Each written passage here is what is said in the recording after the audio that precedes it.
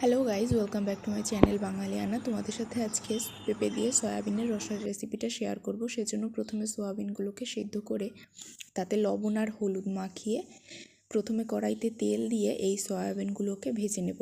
Soybean কিন্তু যতটুকু তেল দেওয়া হয় পুরোটাই টেনে নেয়।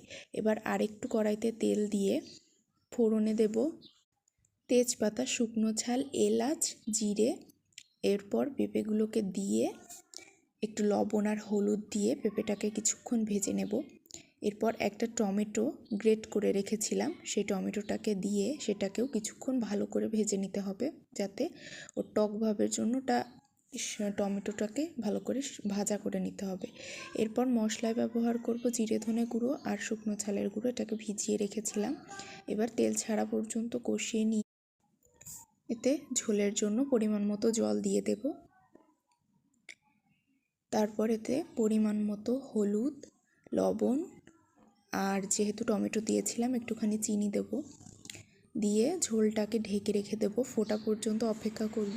যখন ফুটে যাবে তখন ভেজে রাখা সোয়াবিনগুলোকে দিয়ে আবার কিছুক্ষণ ফোটাবো, যাতে সোয়াবিনের ভেতরে ঝোলটা ঢুকে যায়। এরপর নামানোর আগে কিছুটা গরম মশলার গুঁড়ো আর একটু ঘি দিয়ে